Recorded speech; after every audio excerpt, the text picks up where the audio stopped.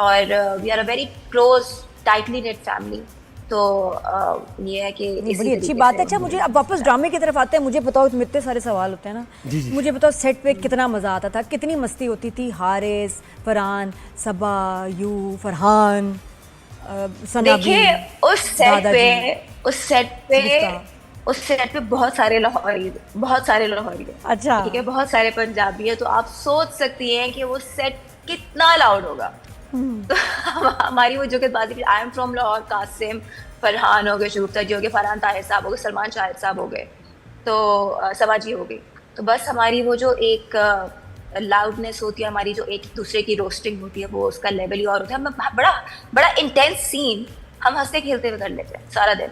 Like we love, I love going on the set. अगर मेरा scene delay हो गया हो तो मुझे कोई प्रॉब्लम नहीं होती, because I am having fun on the set. जी। बहुत प्यार से लेके चल रहे जोया, थे। हमारा पता है इंटरव्यू कैसे होता है कि एक हम कैरेक्टर की बात करते रहते हैं और एक जो हमारे साथ सेलिब्रिटी आए हैं उनकी जिंदगी के बारे में भी हम बात करना चाहते हैं, लोग जानना चाहते हैं। वो ज़्यादा ये पसंद करते हैं, मैं ड्रामे हाँ, में, ये मुझे ड्रामे मज़ा आता पसंद है। करती है। अच्छा, मुझे एक बात बताएं जोया। अच्छा, मैं जहन से मेरे वो चीज़ ही निकल गई ना। हाँ, मैं देख रहा था एक जगह, नानी आपकी क्या कहती है और आप क्या कहती हैं, ये मुझे बताएं। नानी आपकी क्या कहती हैं शादी के बारे में? नानी क्या कहती हैं आपके और आप क्या कहती हैं? बड़ा मजे का वो मैंने देखा, वो सोशल मीडिया पे चल रहा अच्छा, था। जी हाँ।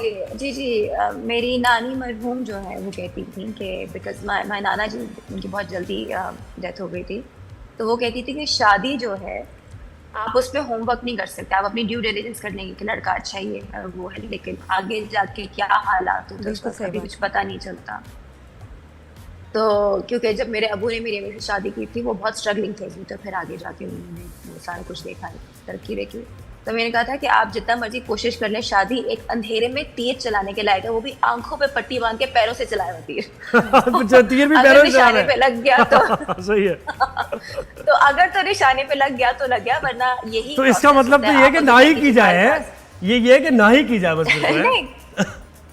नहीं नहीं, ये रिश्ता अल्लाह अल्लाह ताला ने बनाया, सोच समझ के करना चाहिए, क्यों नहीं करना चाहिए, और फिर तवक्कुल कर लेना चाहिए। सही बात है। अच्छा, मुझे बताओ, पब्लिक का क्या रिस्पांस है? क्या इंस्टाग्राम पे डीएम्स आ रहे हैं शर्लीन के लिए? शरीन, अच्छा नाम भी हम कंफ्यूज हो जाते हैं थोड़ा सा। शहरीन, ये आपको नहीं पता, ये नाम पे हम सारे ही कंफ्यूज थे। अच्छा, तो मैं भी normal इसको है। शीरी पढ़ रही थी। हाँ, हाँ। ये सही है, नॉर्मल है, बिकॉज ऑब्वियसली स्क्रिप्ट लिखी होती है तो कहीं ना कहीं आपके हम वो इसको हिसाब से हो जाते शालीन, हैं। क्योंकि हमारे डायरेक्टर का नाम शालीन है, शहरीन। तो Shareen.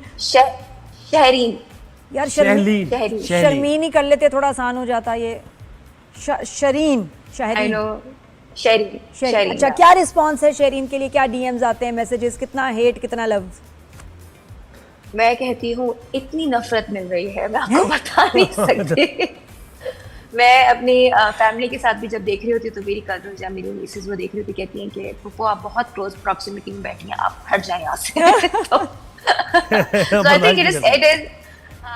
Think it is an award कि अगर लोग आपसे वो नफरत कर रहे हैं तो इसका मतलब आप अच्छा काम कर रहे हैं, दिल एंड स्ट्रांग है आप, इसका मतलब। सही बात है। और मुझे बताएं, आपके साथ कोई जेलसी वगैरह का हुआ कभी कि आपके कंटेम्प्रेरीज किसी ने बताया हो आपको कि यार तुम्हारा ये कैरेक्टर तुम्हें मिल रहा था, लेकिन वो एक्ट्रेस जो थी उसने कॉल करके उनको मना कर दिया? ये होता है, रिफ्ट होती है आपके साथ? देखिए, मेरे साथ ऐसा कभी हुआ नहीं है। मैं आपको ये मैंने बहुत पहले भी कहा है बहुत दफ़ा, I consider my self very lucky. मुझे नहीं लगता कि मैंने इतनी मेहनत की है या मुझे हमेशा अपॉर्चुनिटीज़ मिली है। मैं उस बात पे मैं भी बड़ा हैरान हूँ कि मैंने इतनी मेहनत की नहीं जितनी जहाँ मैं पहुँच गई हूँ, लेकिन काम मैंने हमेशा मुखलसी के साथ किया है। बट ऑब्वियसली ये सिर्फ इस वर्ल्ड में नहीं होता, ये एक्टिंग वर्ल्ड में नहीं होता, ये आपके कॉर्पोरेट में भी होता है, आपकी पॉलिटिक्स में आई थिंक बहुत ज़्यादा ही होता है। आपकी एक दिन कुर्सी होती है, एक दिन किसी और की होती है, बिकॉज अम्मी पॉलिटिशियन है, भाई कॉर्पोरेट में है, अबू राइटर है। तो हर एक का अपना एक जो है वो एक स्ट्रगल रहा है, और हर एक की स्टोरी एक ही है। नेपोटिज्म भी हर प्रोफेशन में है। हाँ, ये खींचातानी, लॉबी भी हर प्रोफेशन में है। आपके फादर की वजह से एज मिला कभी आपको? जी, आपके फादर की वजह से एज मिला कभी आपको, या लोगों ने कहा हो कि यार ये तो अपने फादर की वजह से इस फील्ड में आ गई? देखिए, अबू का ड्रामे से कोई ताल्लुक नहीं था, खासतौर से आज से 7 साल पहले जब मैंने ड्रामा किया था, जो मैंने किया था वो I was discovered in America. मुझे एक्टिंग की इजाज़त नहीं थी, अबू रिटायर्ड थे बिकॉज बॉलीवुड ही ख़त्म हो चुका था। तो मैं अमेरिका में सैलून चलाती थी अपनी खाला के साथ, और ARI फिल्म फेस्टिवल हो रहा था वहाँ पे, जहाँ पे माहिरा वगैरह शराब मुनव्वर सारे कर रहे थे, and I ended up being the makeup artist for them. तो वहाँ पे मैं उनकी मिमिक्री वगैरह कर रही थी। वहाँ पे सलमान इकबाल जी थे, वो उन्होंने कहा कि आपके अंदर तो स्पार्क है, आपको तो एक्टिंग करनी चाहिए। मैंने कहा अच्छा, अगर आप बात करते तो मैं कर लेती। So that is how I was discovered in America. मैंने टिकट कटाई और मैं आ गई और मुझे हानिया मिल गया।